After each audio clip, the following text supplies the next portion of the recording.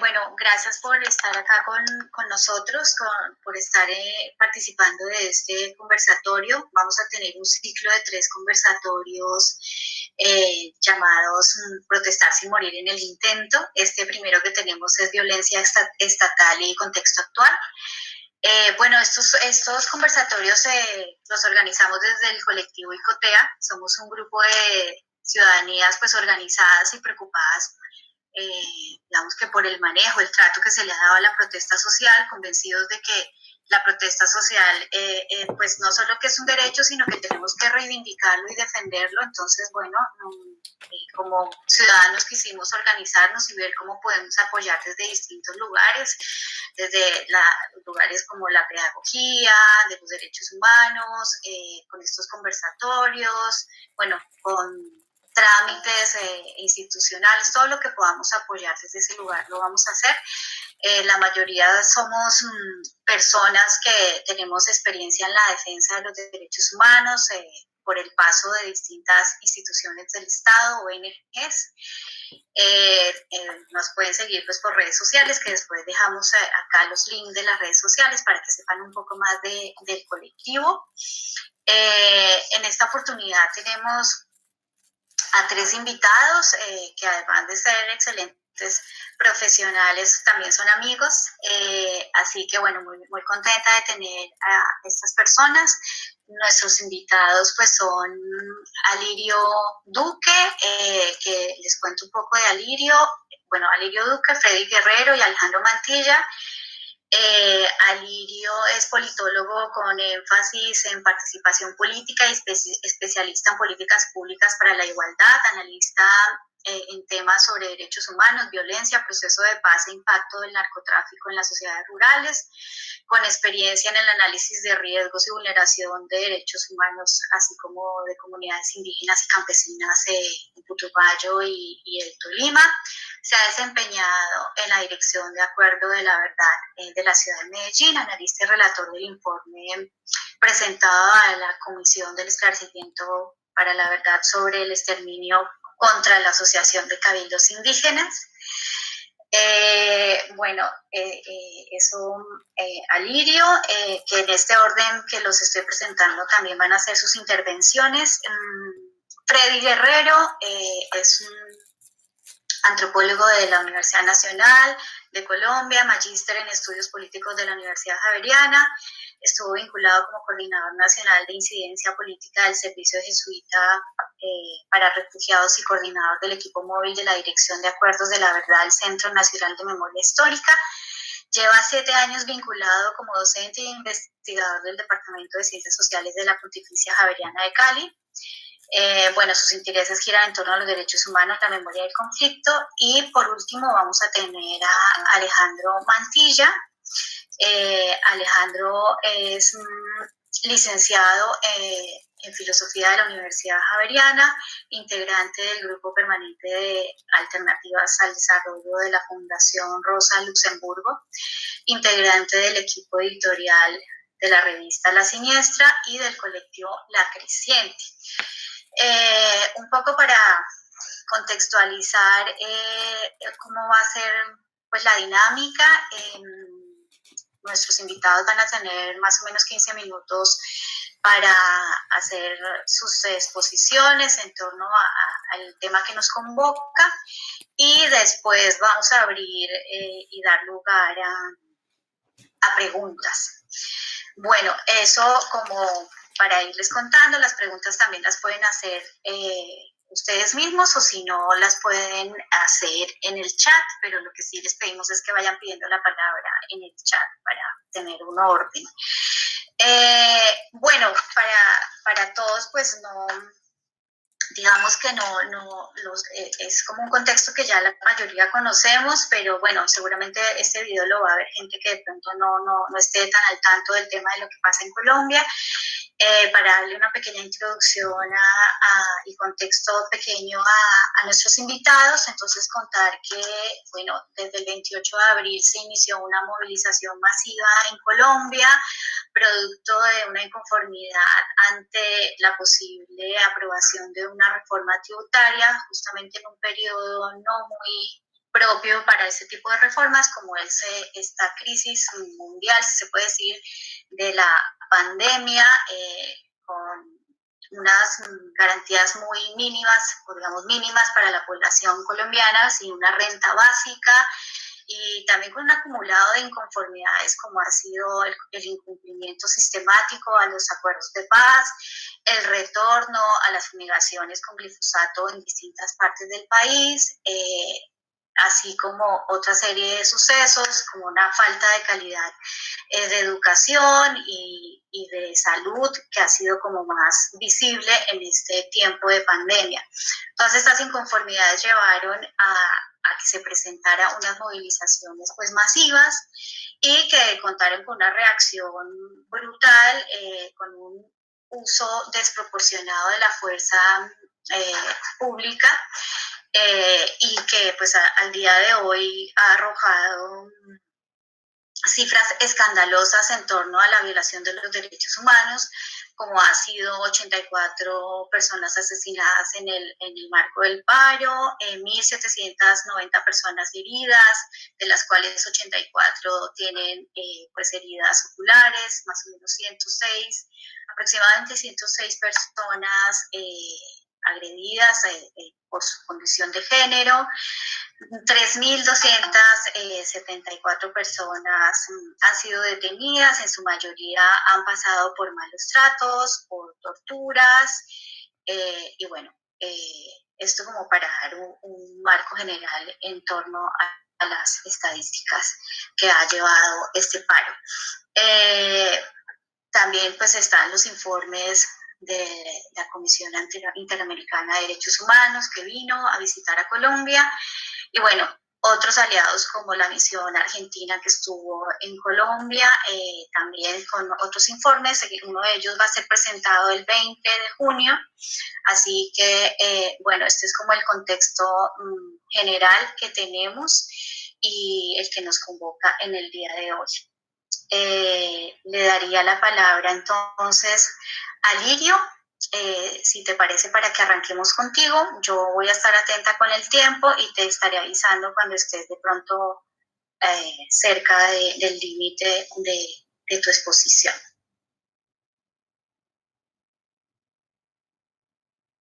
¿Alirio? ¿Sí me escuchan?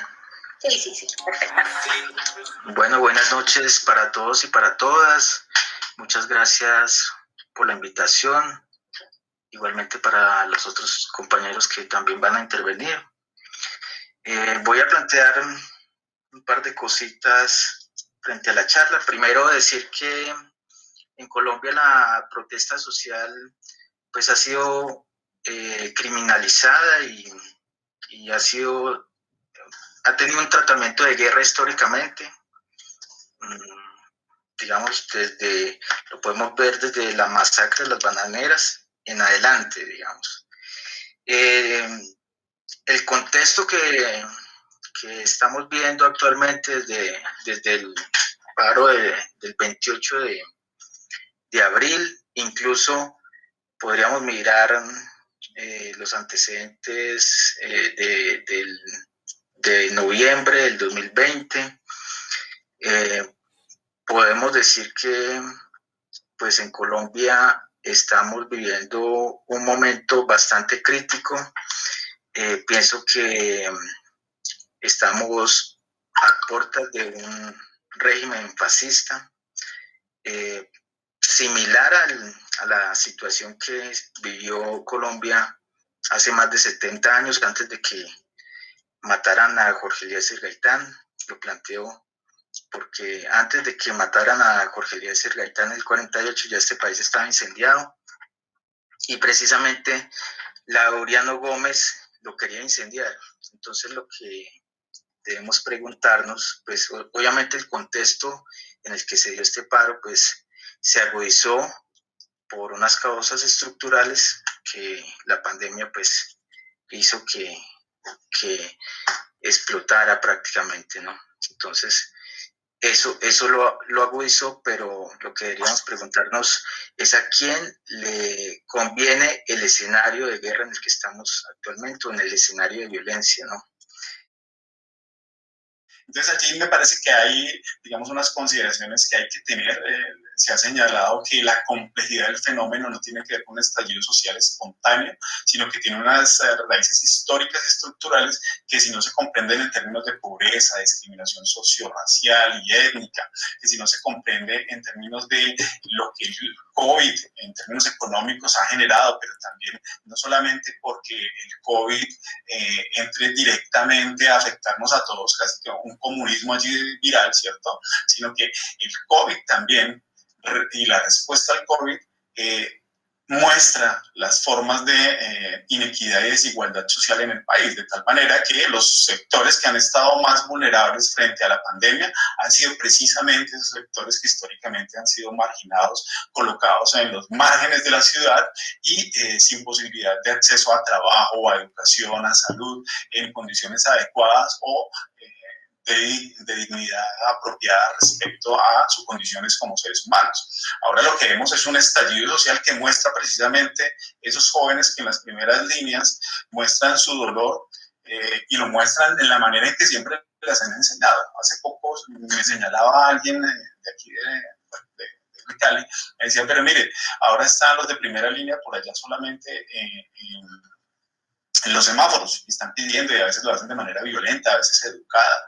Pero no les pregunta, me decían ellos, o quien me contaba, no les pregunta ¿y por qué se movilizan o por qué están haciendo el paro? Y no saben contestar. Y obviamente uno no podría pedir que haya un argumento académico elaborado o cierta retórica alrededor de lo que es la presencia en las manifestaciones, pero lo que sí hay son condiciones concretas de hambre, de desespero, de un no futuro que se manifiesta, digamos, en ese tropel que se ha armado en algunos momentos en los puntos de concentración, que para mí hay que, como lo dice Alirio, hay que leerlo y hay que comprenderlo. No es la violencia por la violencia, sino que la violencia tiene unas comprensiones que hay que hacerles y hay violencia del Estado múltiple, pero también hay cierto tipo de violencias en las calles que hay que interpretarlas y conocerlas. Bueno, dicho esto, digamos, yo quisiera señalar en la presentación que nos mandaba Norma alrededor del interés sobre este escenario, es bueno, está digamos, la denuncia, que es muy importante, pero también cuáles son las propuestas. Y yo coincidiría con Alirio alrededor de pensarse esos escenarios de diálogo que se han venido construyendo. Yo no sería tan temerario en señalar que podemos llegar a condiciones parecidas a las del Bogotazo. Y tal vez, digamos, uno podría ver, incluso hace como una hora estaba viendo, desde aquí se ve, pues, digamos, en la distancia, aunque lo cubren los árboles, Puerto Resistencia. Y estaba viendo que salía humo negro y humo blanco. Supongo que en este momento están como allí como en enfrentamientos con la policía. De hecho, porque hoy estaban construyendo un segundo monumento. Antes habían hecho una mano levantada con una tarjetita que decía Resistencia, ahora están levantando otro monumento. Entonces uno diría, bueno, pues, claro, en Cali durante las manifestaciones durísimas había helicópteros que pasaban, las ambulancias no dejaban de sonar, el humo se veía en Siloé, se veía en Puerto Resistencia, se veía aquí en un punto de Meléndez que me queda a 2 cuadras. No diría, tenaz, esto es como el 9 de abril.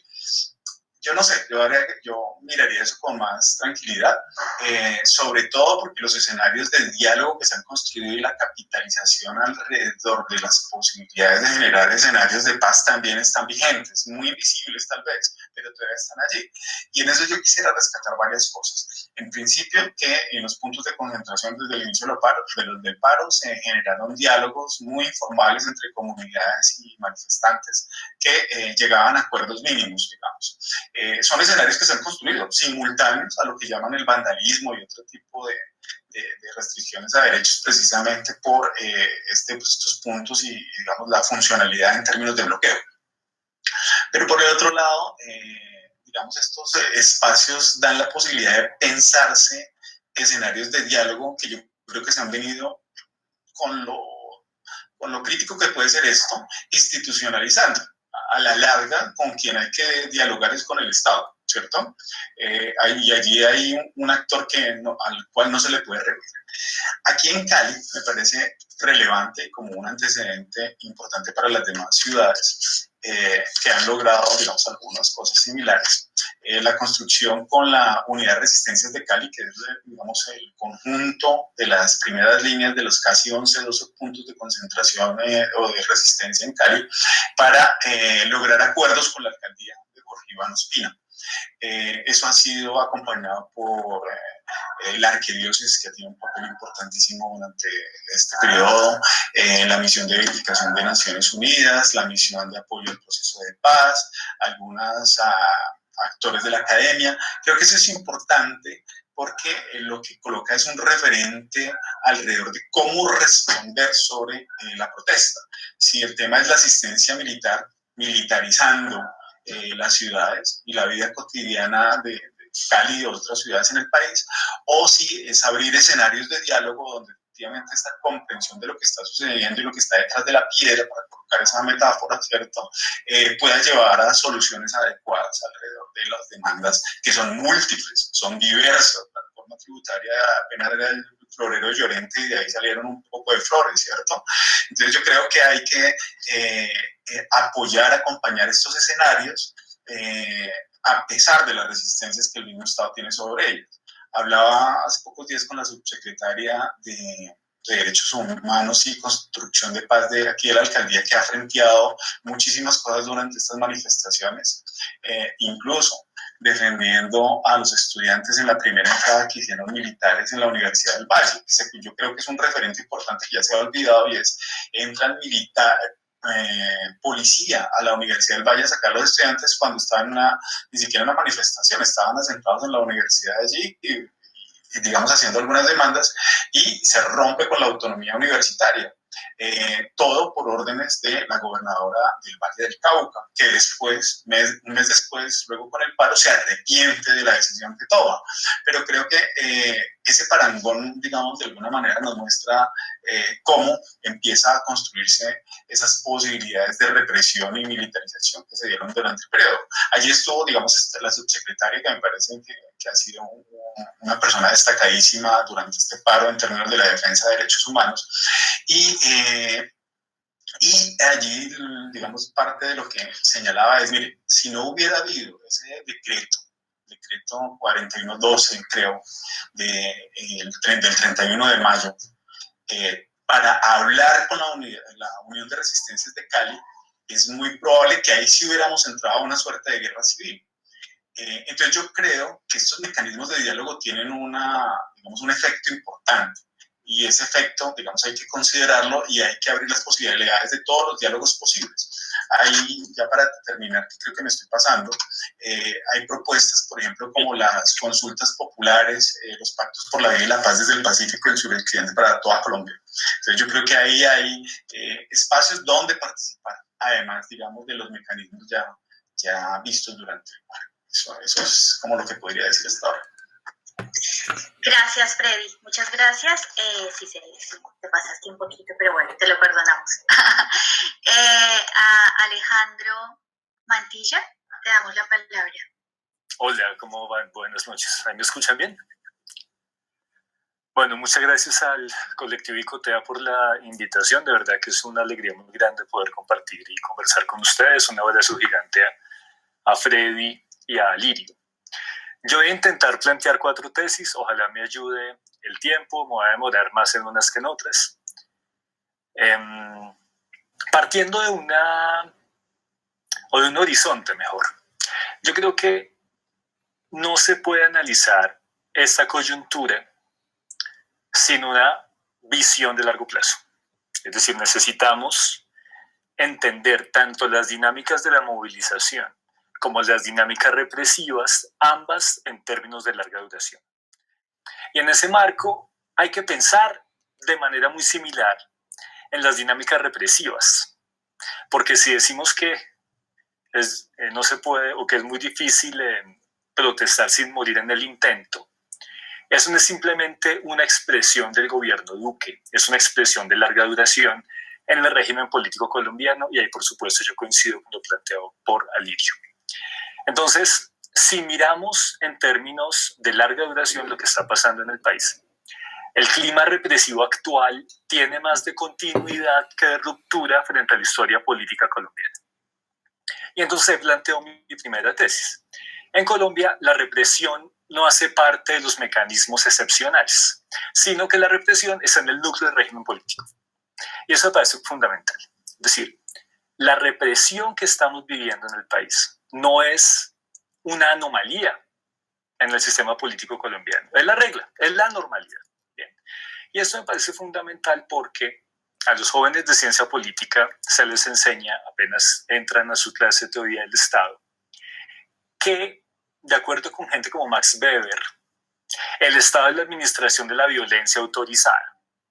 El Estado es la administración de la violencia autorizada. Pero que para que el Estado, digamos, perviva, la clave radica más en la amenaza de la violencia que en la violencia efectiva. Es decir, yo cumplo las normas porque si no las cumplo, puedo verme objeto de una sanción por la fuerza. Y en la medida en que yo tengo esa amenaza de la sanción por la fuerza, pues cumplo con las normas. Pero ¿qué pasa? Que esa teoría del Estado en Colombia nunca se aplicó y no se ha aplicado. Porque esa idea de la amenaza de la fuerza, más que la fuerza efectiva, parte de una ficción de las democracias liberales. Y esa ficción plantea que hay una especie de normalidad política y que cuando esa normalidad política se ve amenazada, entramos en estado de excepción. Eso es lo que le enseñan también a los estudiantes de Derecho. Pero ¿qué pasa? Que eso implica que muy excepcionalmente se suspenden las instituciones y las garantías constitucionales. De eso se trata el estado de excepción. Que hay una normalidad política y cuando hay una grave amenaza, pues se suspenden algunas garantías y se suspenden las instituciones. Entonces, parte de que esa suspensión es temporal. Pues en Colombia eso no ha pasado. Porque en Colombia la coerción, la represión y la suspensión de garantías constitucionales ha sido la regla y no la excepción. Y no lo digo pensando, por ejemplo, en el régimen de la Constitución del 86, que con el estado de sitio duraba más tiempo que la normalidad jurídica. Más bien lo que estamos viendo es de qué manera la represión política en Colombia ha funcionado en clave de que lo normal es reprimir y lo extraño es que haya garantías constitucionales. Y eso ya de entrada nos pone en un debate de cómo entender la configuración del Estado en Colombia y cómo entender el régimen político. Un muy buen ejemplo de eso ha sido la violencia paramilitar en el país. La violencia paramilitar en Colombia ha sido ilegal al menos desde 1989, ¿cierto? Pero, aunque fuera ilegal, esa violencia fue autorizada y propiciada por el poder político. Recordemos que la violencia paramilitar en buena medida se ancló en un decreto de 1968 y que incluso cuando se declaró ilegal la violencia paramilitar del 89 en adelante, esa violencia, aunque estuviera por fuera de las normas, era autorizada y propiciada por el poder político o por personas con investidura estatal, bien fuera autoridades locales o integrantes de las fuerzas militares. Y en muchos casos, además, como lo muestra, por ejemplo, el accionar del bloque norte de la Sausa a inicios del siglo, mucha de la violencia paramilitar se dio financiada con recursos públicos. ¿Qué encontramos entonces? Que en Colombia hemos tenido siempre una zona gris entre la normalidad y la excepcionalidad. Y que aunque tengamos una democracia estable y una institucionalidad que usualmente no se rompe, lo cierto es que esa normalidad de la institucionalidad ha convivido en la otra cara de la moneda con una violencia permanente, represiva, sobre todo contra las organizaciones, movimientos y partidos de oposición. ¿Por qué estoy planteando todo esto? Porque lo que hemos visto durante la movilización que empieza el 28 de abril y que hoy, digamos, continúa, es una situación muy interesante. Durante muchos días se rumoró que se iba a firmar la conmoción interior. Se afirmó incluso que Duque ya tenía el decreto firmado, digamos, en el escritorio. Pero cuando uno veía las imágenes, querido Freddy, de Cali, o lo que pasa en el portal de la Resistencia en Bogotá, o lo que pasó en Buga, o lo que pasó en Pereira, pues uno lo que veía era un estado de conmoción interior de facto. No fue necesario que Duque firmara ningún decreto para que hubiera una militarización de la protesta y el trato de la protesta como enemigo interno y en una lógica, digamos, enteramente violenta contra un derecho constitucional, la expresión de un derecho constitucional. Entonces, ¿qué encontramos? Que durante la movilización no hubo una declaratoria de estado de excepción, pero hubo un estado de excepción en la realidad. Y además se dio la autorización a la fuerza pública del uso desmedido de la fuerza. Entonces, ¿qué encontramos? Que no se suspende la institucionalidad, pero en la práctica vivimos con una represión enteramente desmedida. Ustedes vieron que a inicios de este mes, por ejemplo, la Jurisdicción Especial para la Paz planteó en un documento que en términos de frecuencia, Colombia sería el segundo país con la mayor tasa de muertes violentas por día de protesta alrededor del mundo, solamente comparado con Myanmar, con una dictadura, digamos. Entonces, ¿qué tenemos? Tenemos una normalidad democrática, pero con cifras de violencia comparables a dictaduras como las de Myanmar. ¿Qué encontramos en ese orden? Que eso nos tiene que generar algún tipo de preguntas sobre la naturaleza del régimen político. Ahora, no es casual que en Colombia tengamos 3 síntomas de comportamiento de la fuerza pública que de una forma u otra están entretejidos. Primer síntoma. En Colombia, los mercenarios no son una situación, digamos, que se exprese recientemente a propósito del caso de Haití. Ustedes saben que, por ejemplo, en Yemen, en sociedades como los Emiratos Árabes o en otros países hay una gran cantidad de militares retirados que fungen como mercenarios. Y en Haití también.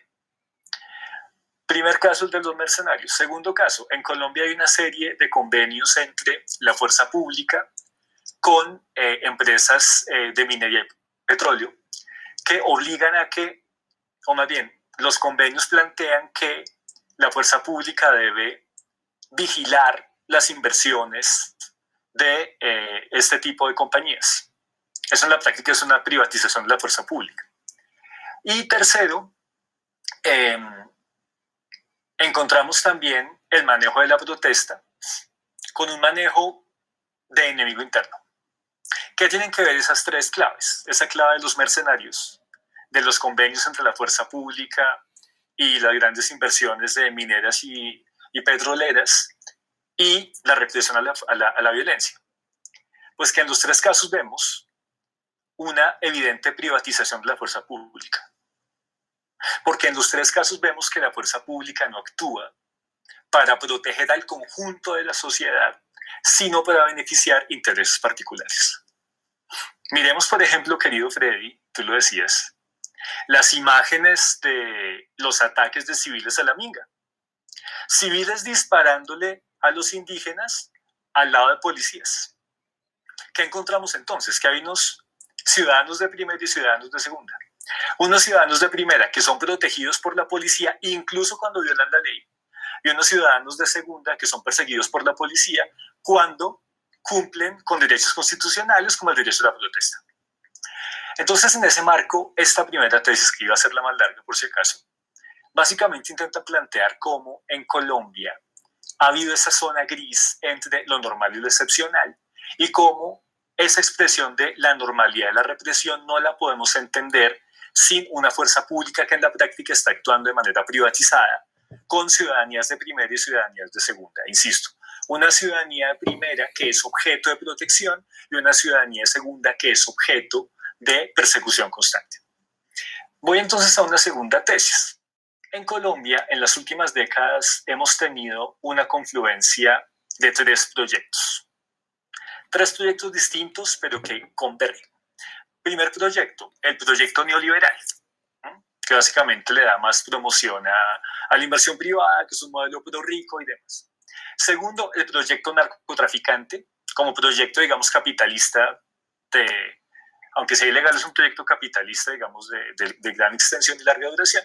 Y por último, digamos, el interés del proyecto de la oligarquía tradicional, bien sea de, digamos, los terratenientes tradicionales o de un sector pequeño, burguesía modernizadora tradicional. Pero ¿por qué yo planteo que esos tres confluyen? Porque en la historia de Colombia, esos tres expresiones, digamos, de la clase dominante, tendían a coincidir en varios puntos.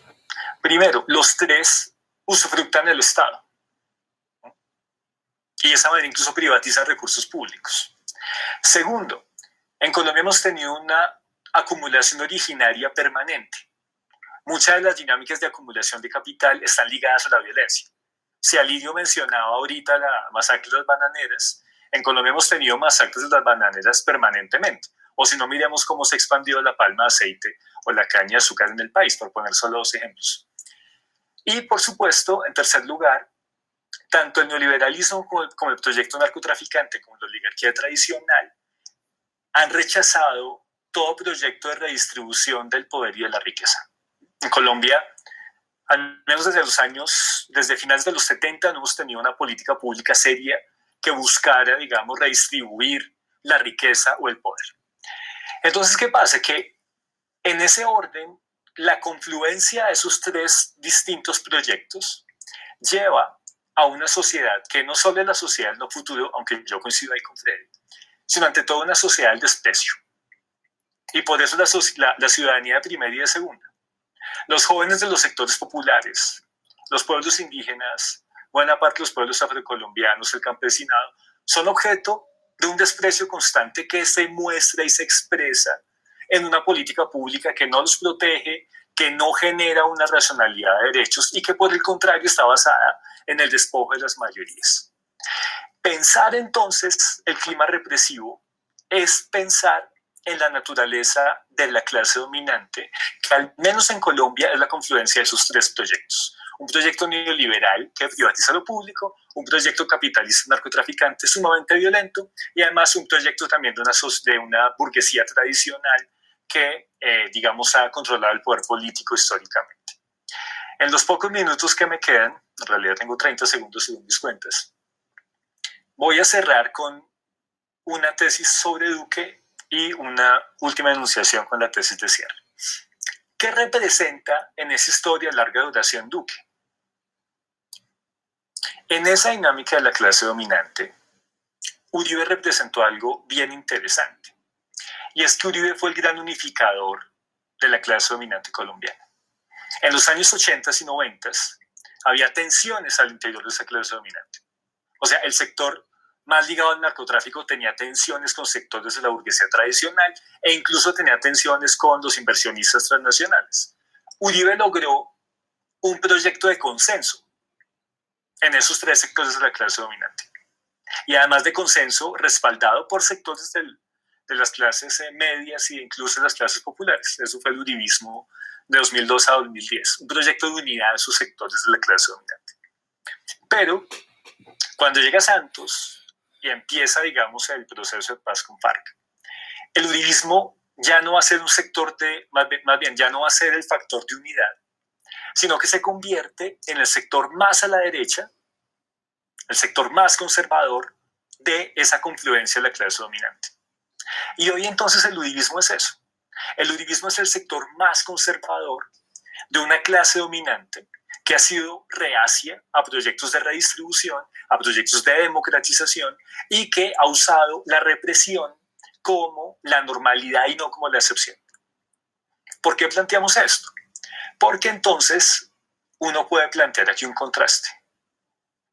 El gobierno Santos vivió una constante protesta en los 8 años, ¿no? Tuvimos la MANE, tuvimos paros agrarios, tuvimos varias migas indígenas, paro en Buenaventura, paro en Chocó. Pero el modelo Santos era básicamente instalar mesas, negociar e incumplir. El modelo Duque es buscar evitar que se instale toda mesa, criminalizar con más rigor la protesta social y tratar como enemigo interno las dinámicas de la protesta ciudadana. ¿Por qué ocurre esto? Por la misma naturaleza de la clase dominante. Es una clase dominante que no está dispuesta a ceder, que no está dispuesta a negociar reformas institucionales y que hoy está encabezada por un gobierno que es sumamente paradójico. Porque es un gobierno que es el sector más conservador de la clase dominante, que tiene graves problemas de liderazgo, como ya lo decía Freddy, pero que curiosamente no tiene contrapeso alguno dentro del Estado. Y esa es una de las grandes paradojas del momento actual. Duque no tiene el liderazgo que tenían sus predecesores, pero es el presidente que logró anular todo contrapeso al interior del Estado colombiano. Porque tiene Congreso, tiene Procuraduría, tiene Contraloría, tiene Defensoría e incluso un sector de la rama judicial. Y precisamente ante esa dificultad de liderazgo y ante, digamos, ya no ser ese factor de cohesión de la clase dominante, aunque anule esos contrapesos internos del Estado, ¿qué le quedaba a Duque? La represión. Y una represión que, insisto, es lo habitual en el régimen político colombiano, pero que en las circunstancias actuales logra ser incluso más desmedida que antes. Un minuto para cerrar con la última tesis.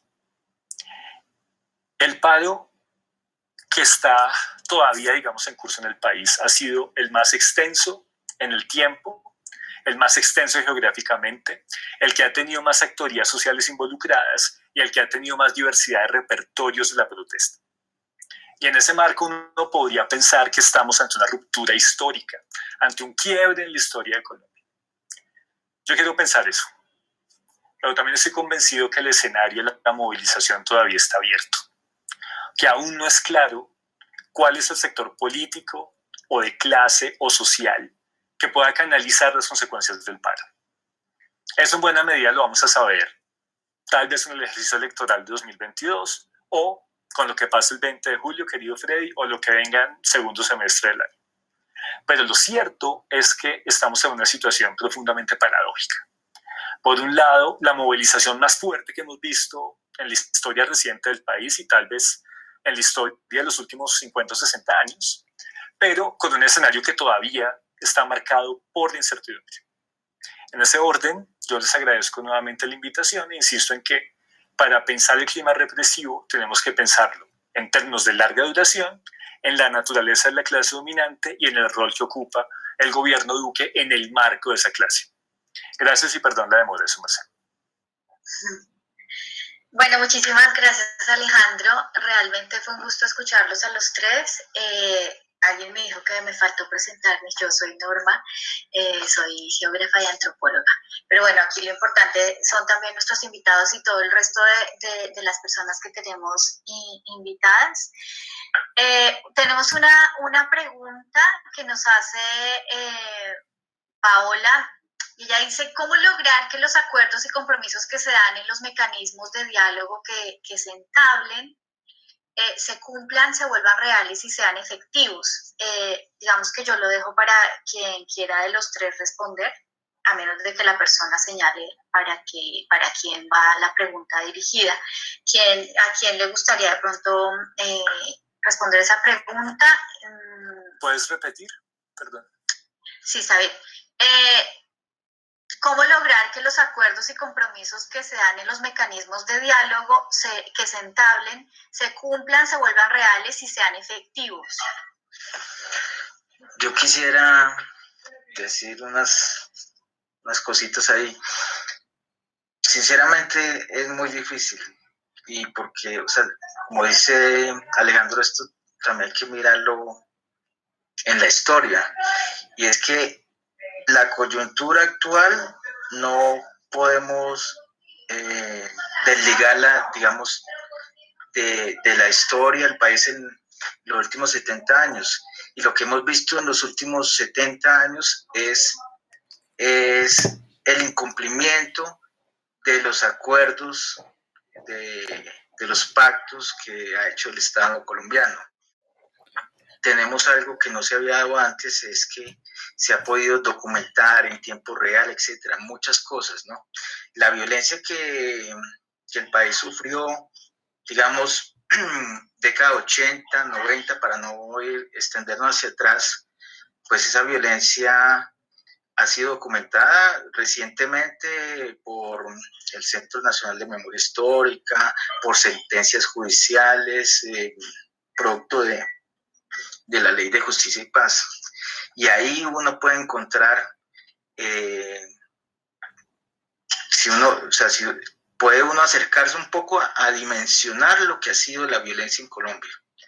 Yo creo que muchos de nosotros desconocemos lo que ha sido la violencia en Colombia y las violencias regionales, ¿no? Una cosa ha sido, póngase usted a estudiar la violencia en Putumayo, solamente en Putumayo o en Tolima o ese Palcatatumbo, etcétera, ¿no? Pero aquí, y esa violencia, a pesar de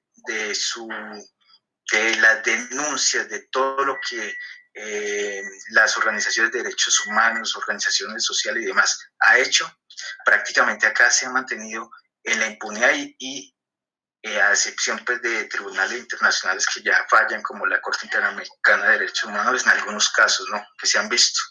¿A qué planteo yo eso? Si en este momento, con el informe que sacó la CIDH, que establece, digamos, el uso desproporcionado de la fuerza, establece crear un mecanismo para mirar el tema de los desaparecidos, etcétera, le hace unas recomendaciones muy específicas al Estado frente a la protesta social. Y si, digamos, ya el gobierno anunció que no los va a cumplir, y si la comunidad no hace nada, o sea, es entre comillas esa comunidad internacional, que se ha hecho en última la de la vista gorda frente a cientos de masacres y miles de personas víctimas de la violencia y desplazados en estas últimas décadas, pero que acá prácticamente lo hemos podido ver en vivo. Y no sabemos además qué viene hacia adelante, porque pues este es como el comienzo. Pienso yo, cada vez que se acerquen más las elecciones del 2022, esto se va a aprender más. Y si frente a eso el gobierno no hace nada, o sea, sigue en su terquedad de seguir dándole un trato de guerra a la protesta social, y si la comunidad internacional no hace nada, prácticamente está avalando, está, digamos, de hecho, avalando todo lo que está sucediendo acá, ¿sí? Puede suceder algo más grave aún, ¿sí? Yo creo que estamos a puertas realmente de un régimen fascista o de una guerra civil. Llegaría ahí. Gracias, Alirio. ¿Quién quería tomar la palabra para responder la pregunta que hicimos un poco, o si alguien tiene algo por decir además de eso, de la pregunta? Bueno, yo quisiera señalar algo sobre esto, cómo hacer que los acuerdos se den, digamos, básicamente es eso. Yo pensaría que, digamos, claro, todo lo que se señalaba ahora alrededor de digamos, de la represión histórica, estructural de largo plazo, está bien, pero también, digamos, me pliego al hecho de que también hay acumulado de las organizaciones sociales. Creo que eso hay que reconocerlo. Yo podría decir que en cada región hay, como en el Magdalena Medio, programas de desarrollo y paz que le han apostado, digamos, a economías sostenibles, pero también en clave de sostener la paz. Digamos, ese como una de las propuestas interesantes que han logrado de alguna manera generar espacios que no han eliminado la violencia o el conflicto, pero que han mermado las condiciones en las cuales esa violencia se da. Porque, por supuesto, hay temas estructurales que son de difícil resolución simplemente con acuerdos localizados y entre algunos actores con algo de poder, pero no necesariamente con esos sectores con mayor, digamos, posibilidad de decisión y de injerencia en las regiones. Estamos hablando de narcotraficantes y de políticos a nivel nacional, digamos, o con incidencia en lo regional y con un poder que no necesariamente se pliega a acuerdos, si se quiere, de buena voluntad o ligados al tema de los derechos, etc. Pero sí que yo creo que hay que reivindicar esa experiencia organizativa, esa experiencia de las comunidades, que pienso yo se han dado en medio del paro. Yo pensaría, por ejemplo, en todas las luchas que se han generado en el puerto de Buenaventura, en las movilizaciones del 2017, donde uno de los repertorios de acción precisamente de la movilización eran lo que ellos llamaban puntos de encuentro, que en estricta lógica funcionaban igual de lo que se llaman los bloqueos. A la larga se generaron un pliego de, digamos, no de peticiones, ellos tenían otro nombre para esto. Se hicieron las demandas, el Estado, por supuesto, el gobierno de Santos llegó a unos acuerdos, y si bien hubo mucho incumplimiento, al día de hoy se está generando un plan programático a varios años y con unos recursos que, si bien son insuficientes, generan unas posibilidades de llevar a la realidad ciertos programas, proyectos asociados a las demandas que el Comité del Paro Cívico en Buenaventura generó. Entonces ahí hay un escenario, digamos, muy puntual que uno podría decir, bueno, no hay que ser tan absolutista para pensarse si las condiciones del día de hoy en relación con las manifestaciones y el paro van a llegar a buen término, y si decir buen término es igual que hablar de felicidad o todo ese tipo de cosas, porque es un horizonte ideal. A la larga lo que se llega son como a unos mínimos, pensaría yo, y la coyuntura actual de organizaciones que han venido generando procesos organizativos que han acompañado, por ejemplo, movilizaciones como las de Buenaventura. De Buenaventura lo que se ha aprendido con los bloqueos aquí en Cali, lo que llaman los bloqueos, que yo diría que son un legado a los puntos de encuentro de Buenaventura. Y además de eso, en la coyuntura donde, por ejemplo, alguien preguntaba sobre la Asamblea Popular que se está generando aquí, la Asamblea Nacional Popular que se está generando desde el sábado aquí en la Universidad del Valle, que se propone se mantenga por algunos días, siento que se debe aprovechar el escenario de campaña o de pre-campaña para el 2022, porque se pueden convertir en puntos programáticos de los diferentes candidatos. Ahora, ese es un ideal, por supuesto, pero sí que quien entre de alguna manera a la arena política para jugarse las elecciones tanto regionales como la de presidencia, seguramente tendrá que contar con estas propuestas que se han venido generando, independiente un poco en lo que yo estoy de acuerdo en esta represión histórica que se ha generado.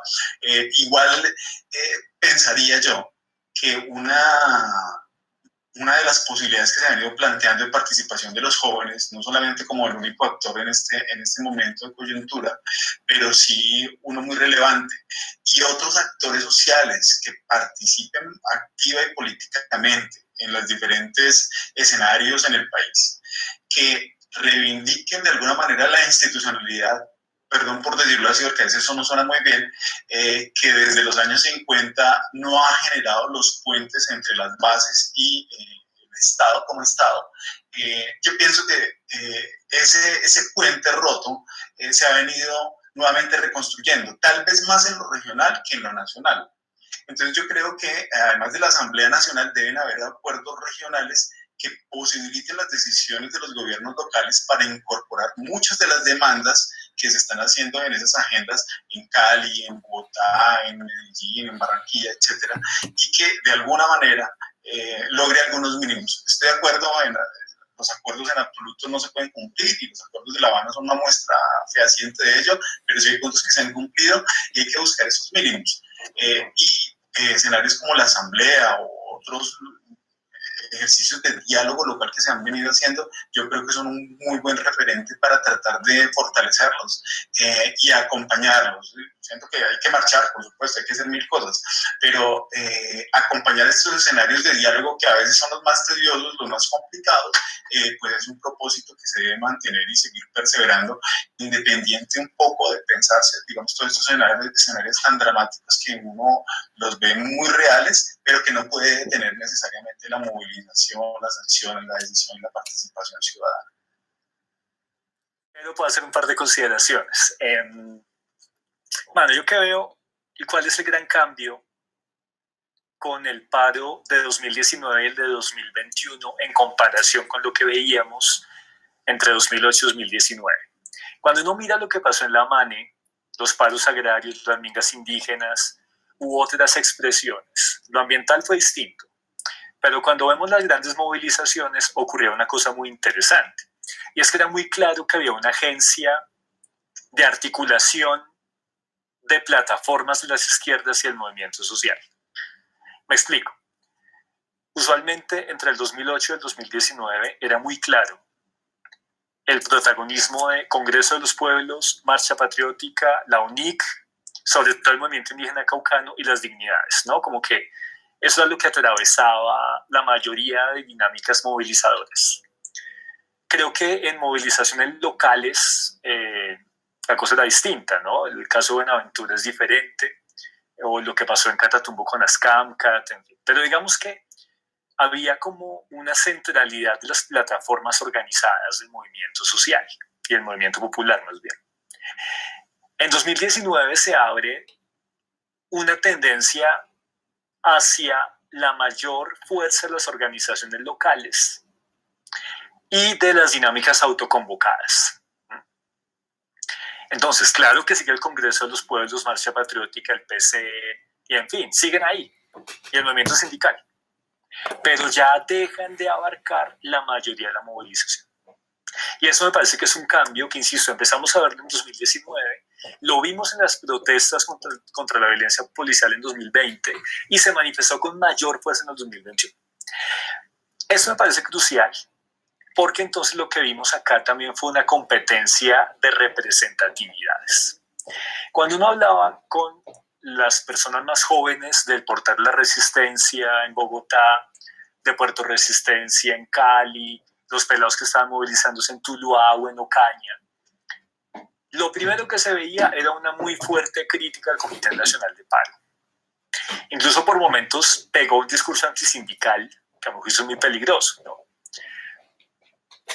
Pero eso no quería decir que el Comité Nacional de Paro no representara a nadie.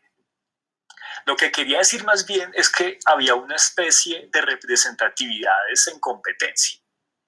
Por un lado, digamos, un ejercicio muy ligado a las grandes plataformas del movimiento sindical, centralizado en el Comité de Paro, y dinámicas descentralizadas que se veían sobre todo en las grandes ciudades del país.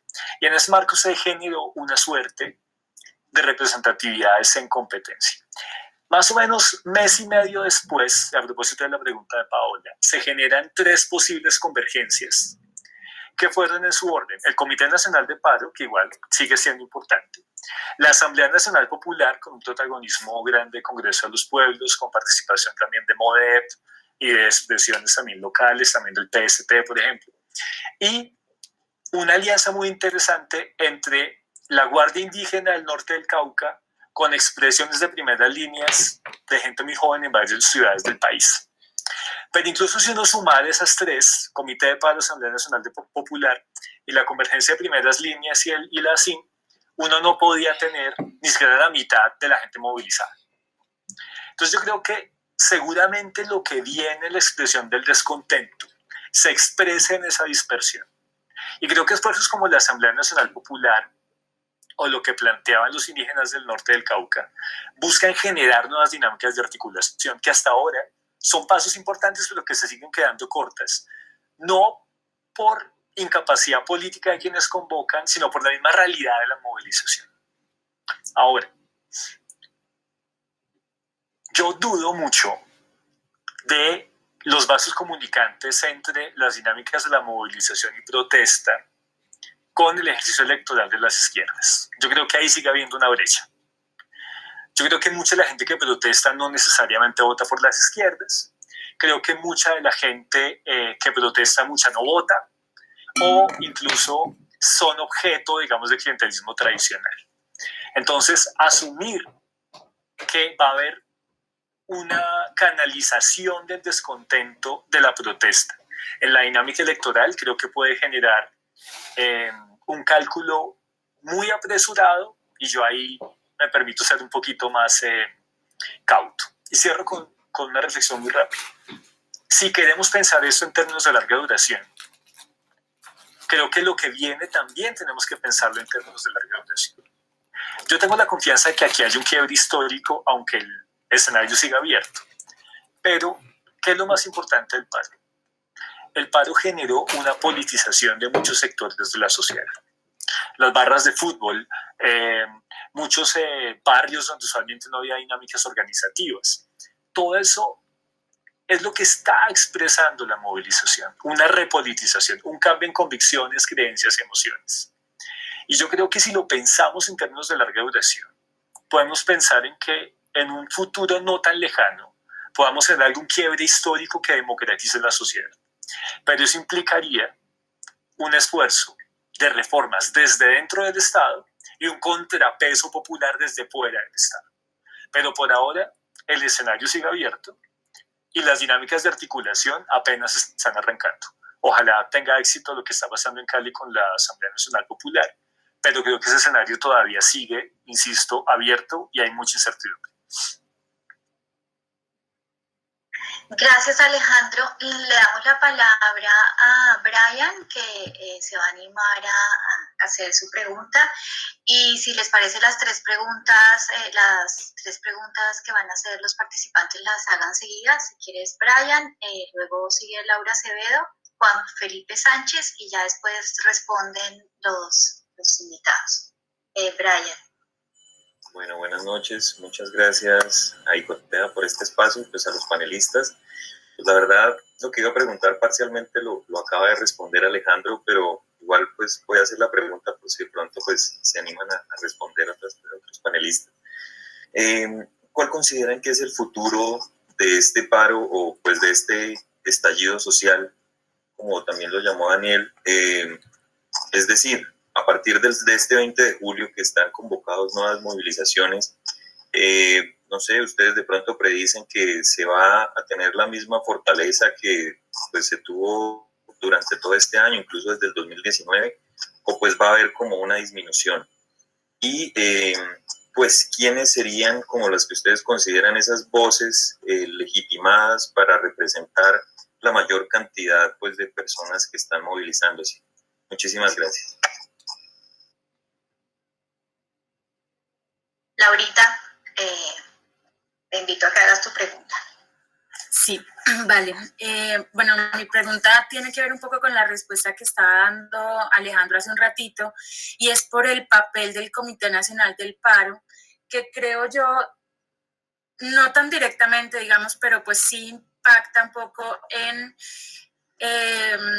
bueno, primero en lo que está pasando ahorita mismo y también en como en el futuro, digamos, electoral. ¿Qué es lo que yo, pues desde mi posición, puede que no esté, pues que esté dando de leer algo, pero a mí me pareció poco más, o sea, me parece la verdad como muy canalla la actitud del Comité Nacional del Paro. ¿Por qué? Porque evidentemente sí, o sea, estaba puesta sobre la mesa que no representaban a todo el mundo, pero como lo dice Alejandro, pues sí representaban un sector igual, pero además tenían un papel muy importante.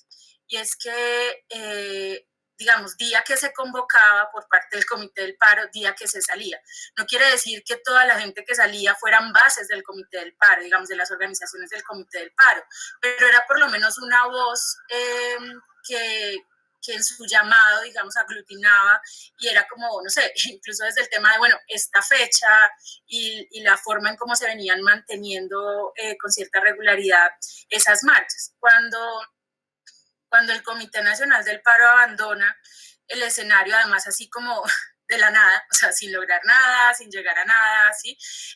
Y no solamente es un tema de que se haya retirado de la mesa, porque pues uno entiende, digamos, obviamente el contexto de lo que han venido ya mencionando frente a lo que significan los diálogos con este gobierno y particularmente, digamos, con este gobierno, pero se retiraron de la movilización, o sea, como que se salieron, o sea, ya, chao.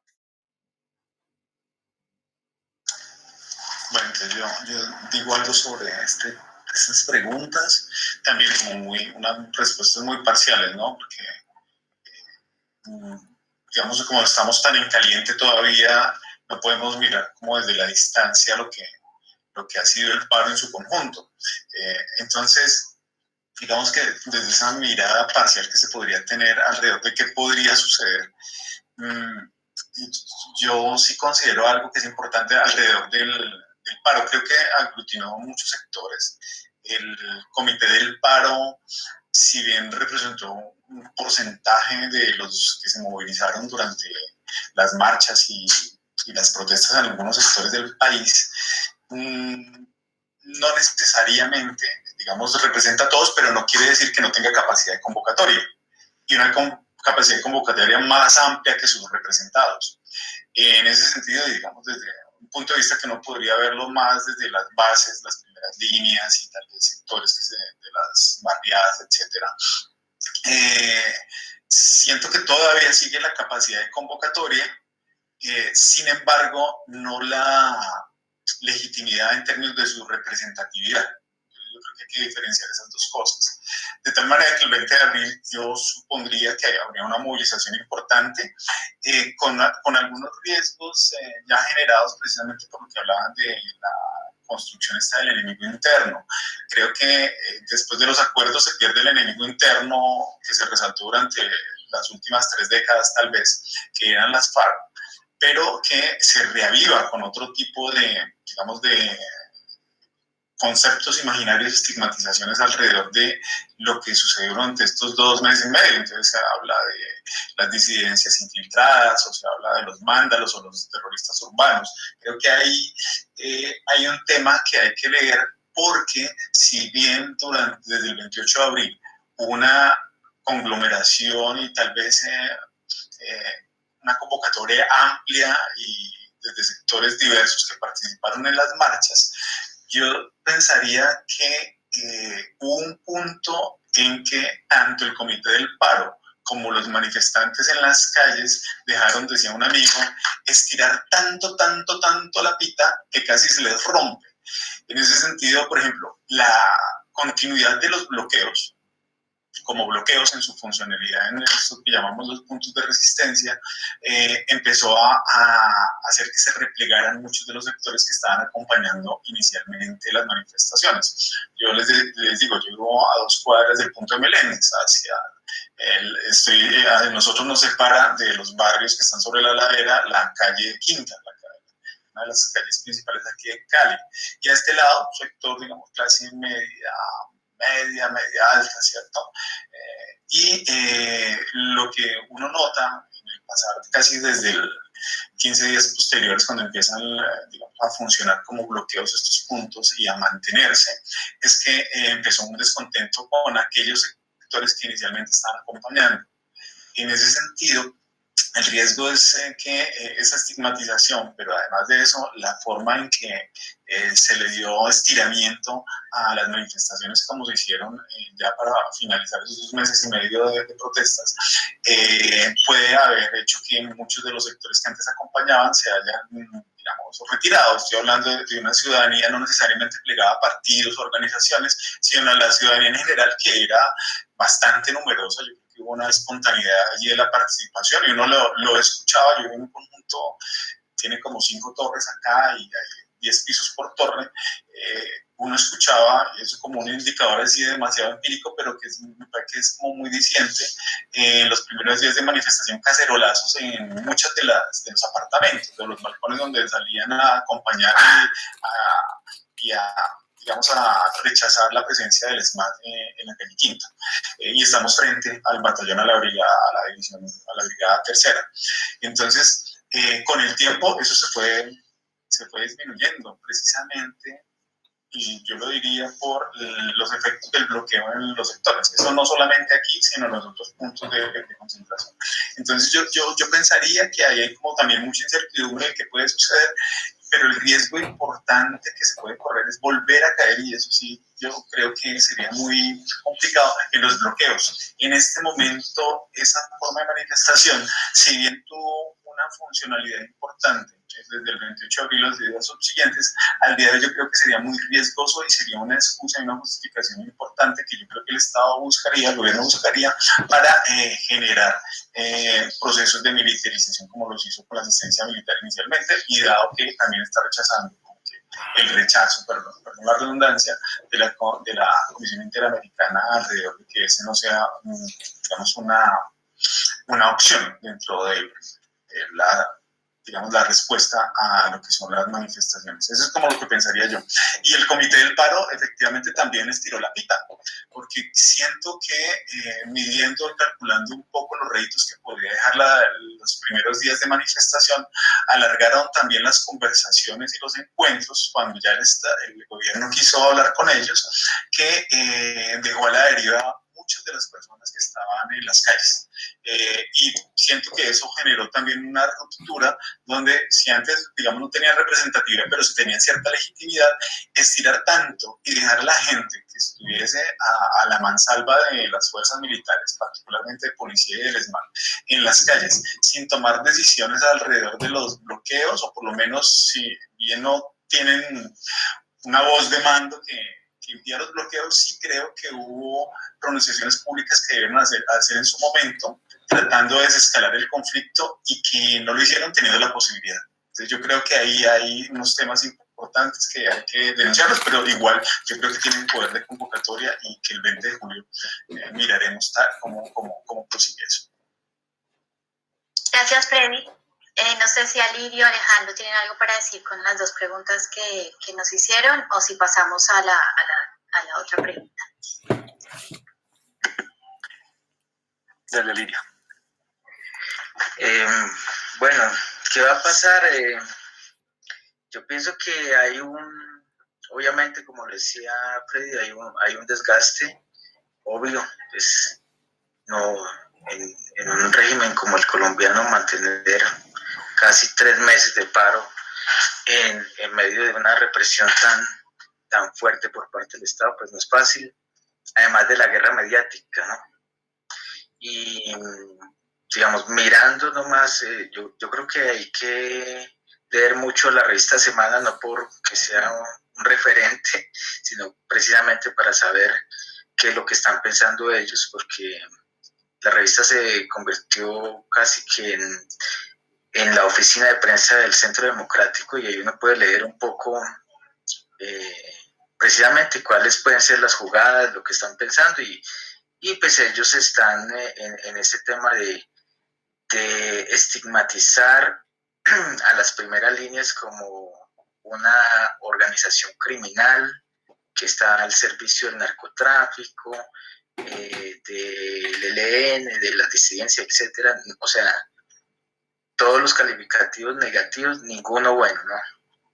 Entonces, y los medios, lo que uno ve es que es muy parecido como aquí en Bogotá, por ejemplo, como cuando vino Bush en el 2007, que mejor dicho, esto prácticamente podía haber una amenaza terrorista tal, ¿sí?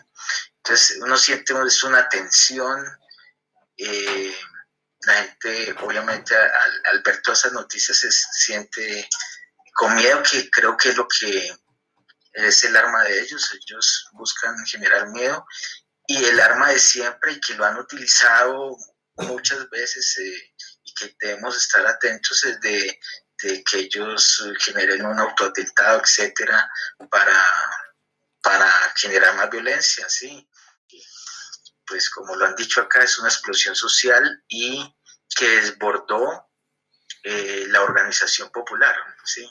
Y es necesario que todo ese descontento se articule, se organice para poder continuar con una lucha de largo plazo. Esto no, digamos, no va a terminar aquí ni en las elecciones del 2020, sino que va a continuar un trabajo de construcción de poder popular, creo yo, ¿no? Sí.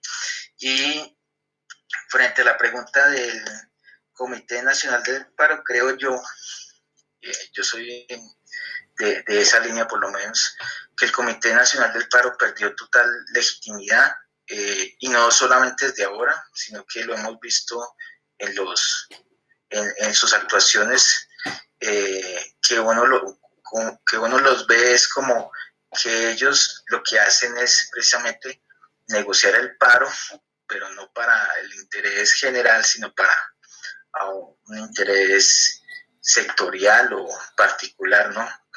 Y habría que desglosar quienes conforman ese Comité Nacional de Paro, pero uno sabe que uno de los grandes protagonistas del Comité Nacional de Paro es el MOIR, y está detrás Robledo, y este ha sido una especie de comodín de la derecha.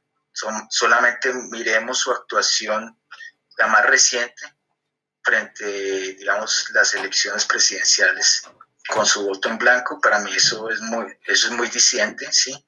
Y ellos representan las dignidades agropecuarias, o sea, el sector de los arroceros, no estamos hablando de, digamos, de clases populares. Entonces no esperemos que ese sector vaya a negociar a favor de los intereses populares. Lo mismo el sector que está ahí representado de los estudiantes. Habría que mirar la CUT, ¿sí? La CUT que hoy tenemos, no la que se fundó en los 80. Hay un sindicato muy poderoso, Sintragro, que es el sindicato que quedó después de todo ese exterminio que pasó en Urabá, y es el que tiene la mayor cantidad de afiliados, cerca de 40.000 afiliados del sector bananero. Entonces, precisamente si ustedes miran a quién le dio la CUT, digamos, su aval, su voto en las elecciones, no fue por Petro, ¿no? Y precisamente hay unas pugnas internas. Yo sé que, por ejemplo, la CUT de Tolima se apartó de esa línea de la CUT nacional, y ese es el comité del paro que hay ahí, pero no podría hacer una lectura completa de quiénes son habría que analizarlos en detalle, y creo que es una lectura que desde los sectores populares se debe hacer para saber o sea, quiénes son los que están en últimas negociando todas estas cosas, porque lo que uno ve es que sus actuaciones es como que en principio buscaran crear un clima de conflicto, y finalmente se repliegan y dejan a la gente de los sectores populares. Por eso lo que estamos viendo es que sobre todo el sector de las primeras líneas se apartó, no reconoce al Comité Nacional de Paro. Me lo contaban en Medellín. El Comité Nacional de Paro convoca una marcha de 100 personas. Cuando vayan, ustedes miren lo que está convocando la gente de la primera línea en Medellín. Casi que la primera línea se ha llevado gran parte del descontento social de la gente de base. Dejaría ahí esto. Gracias, Alirio. Alejito, sí. Bueno, retomar un par de cosas a propósito de la pregunta de Laura. Yo creo que es muy claro que el Comité Nacional de Paro convoca la movilización, digamos, eso no es poco, o sea, tiene una importancia, digamos, en la convocatoria, que también representó sectores, o sea, la CUT sigue, digamos, siendo la federación sindical más grande, eso pues no es poco, pero es muy claro que no dirigió la movilización. La movilización fue en su gran mayoría de dinámicas muy locales, muy autoconvocadas, que tuvo como principales expresiones las primeras líneas y las asambleas barriales y veredales, ¿no? Entonces convocan, representan poquito, pero no dirigen. Y no dirigen además por la misma realidad de cómo se da la movilización. Y yo creo que ahí el Comité Nacional de Paro comete un gran error.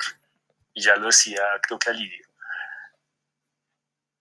Yo creo que los compas priorizaron la negociación con el gobierno a hablar con los otros sectores movilizados.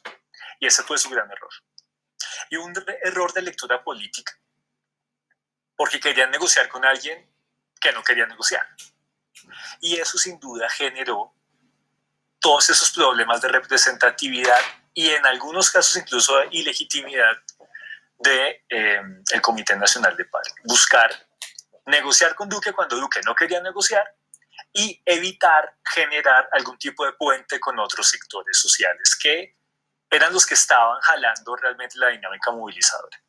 Y ahí sí, sin duda, hubo un acierto, al menos de los compañeros del norte del Cauca y también del Congreso de los Pueblos y de MODEP, de buscar otras convergencias. La principal hasta ahora, pues, la Asamblea Nacional Popular. ¿En qué radicó también el error del Comité de Paro? En asumir que eso se soluciona con una negociación. Lo que estamos viendo en esos momentos es que el motor de esta movilización es un descontento generalizado. o sea, es un descontento con el conjunto del régimen político y con el conjunto del modelo económico. Y eso no se va a ganar en una mesa de negociación. Entonces los compas salen con una plataforma de 100 puntos que no consensúan con nadie, el gobierno no iba a negociar con ellos y además pues no hay una estrategia de negociación que nos permitiera desmontar el modelo neoliberal en unas semanas, ¿no? Entonces yo creo que ahí el Comité Nacional de Paro tuvo varios errores, ¿no? Creo que hubo una lectura muy apresurada y creo que por momentos jugaron a lo que en sociología se llaman los free riders, los colados, como que intentaron, como se diría en cristiano, ganar indulgencias con avemarías ajenas, o sea, acumular en su negociación cuando en realidad no estaban representando la mayoría de la movilización. Ahora, hay que tener en cuenta dos cosas. Primero, en todas las dinámicas sindicales y el movimiento social hay convergencias y hay competencias, las dos cosas. Y por supuesto, siempre que hay dinámicas de elección sindical, pues hay unos sectores que ganan y otros que se ven relegados. Y lo cierto es que la composición actual del Comité de Paro representa en su mayoría ciertos sectores resultado de las dinámicas eleccionarias recientes del movimiento sindical, y ya Lirio, digamos, fue muy claro, yo solo, digamos, reafirmo lo que él dijo. Pero también hay un punto que tenemos que analizar mucho más. Yo creo que mucha de la movilización más juvenil tiene la máxima del no copeo. El no copeo. Y eso es fundamental. El no copeo, Miguel Eduardo, es slang, es barrio.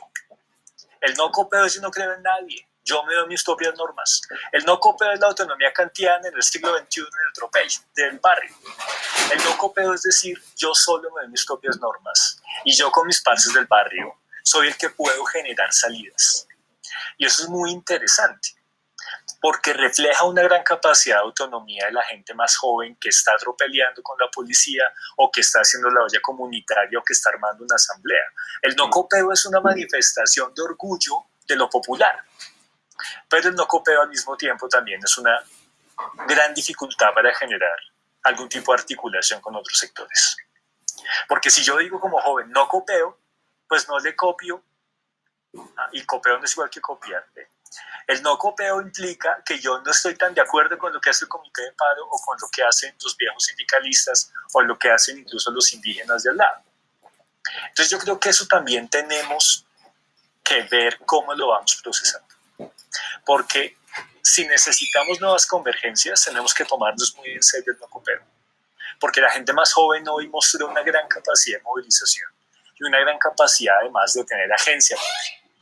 Y si vamos a generar algún tipo de convergencias como las que hoy se jalan en la Asamblea Nacional Popular, vamos a tener la obligación de tener como presente ese no copeo de la gente más joven. Entonces, yo creo que es muy difícil poder predecir qué puede ocurrir y por eso insisto en que el escenario sigue abierto y que seguramente el segundo semestre va a ser clave para lo que viene y que esto en última solo lo vamos a resolver en perspectiva de larga duración, insistiendo en que la única manera de frenar el descontento que hoy tiene la sociedad sería con una transformación profunda del modelo económico y del régimen político. Si no, van a ser pañitos de agua fría. Alejandro, gracias. Juan Felipe, ¿quieres tomar la palabra? Sí, buenas noches. ¿Me escuchan? Sí. Bueno, pues una pregunta así como muy concreta que nos preocupa bastante. Ya en Popayán empezaron desde ayer a hacer judicializaciones a los muchachos de la primera línea. Entonces, en ese sentido, pues estamos comenzando a ver ya las judicializaciones a las personas que han hecho parte de las movilizaciones, en específico miembros de la primera línea. La pregunta es cómo hacer para blindar a las personas y evitar su judicialización y evitar que los efectos represivos en términos punitivos del Estado caigan sobre los jóvenes. Gracias. Gracias, Juan Felipe. ¿Quién se anima a tomar esa pregunta?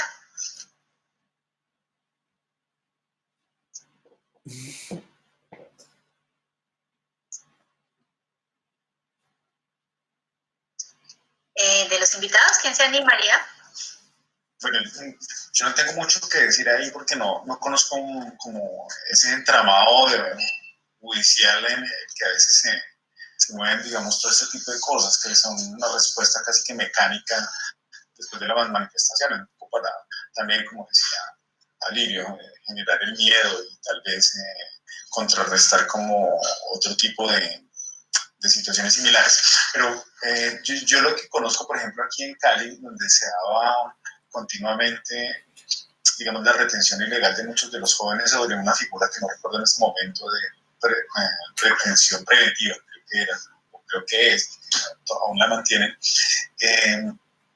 Muchos de estos casos lo conocí ya por estudiantes, algunos de la Javeriana y otros lugares, fueron, digamos, defendidos por colectivos de abogados que están funcionando, yo creo que en casi todas las ciudades. Muy importantes, digamos no muy importantes en el sentido de prestigiosos, sino que se han organizado muy bien y han ganado un poco en estos espacios, yo diría que mucha legitimidad, precisamente porque desde las primeras retenciones han estado muy pendientes sobre el debido proceso, a pesar de lo desbordante que ha sido todo este ejercicio, ¿no?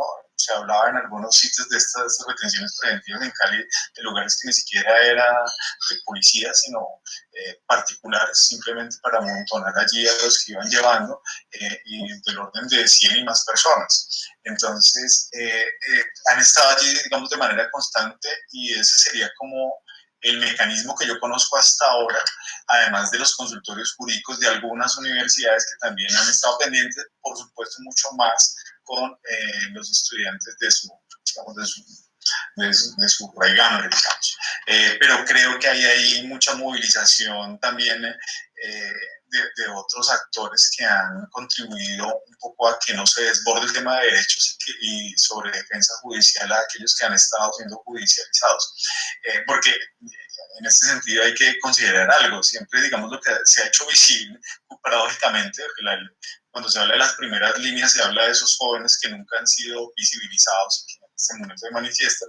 Ahora, digamos, en este contexto se visibiliza mucho más, pero es claro que hay otras líneas, ¿no? Segunda línea, tercera línea, cuarta línea, en estos puntos, pero además, digamos, en otros escenarios que están contribuyendo a los temas, por ejemplo, de salud, de atención psicosocial y los colectivos jurídicos que han estado allí muy pendientes de las retenciones arbitrarias que ha generado la fuerza pública y la judicialización a los que ha llevado a muchos jóvenes.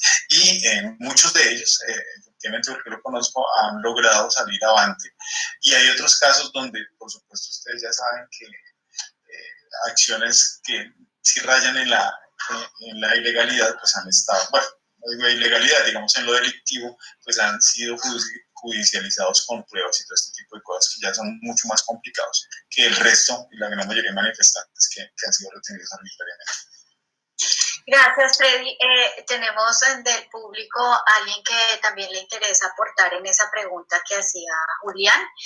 Brian Corredor, te doy la palabra para ayudar en la respuesta también, aportar en la respuesta que hacía Julián, en la pregunta, perdón, que hacía Julián. Bueno, muchas gracias, Flor.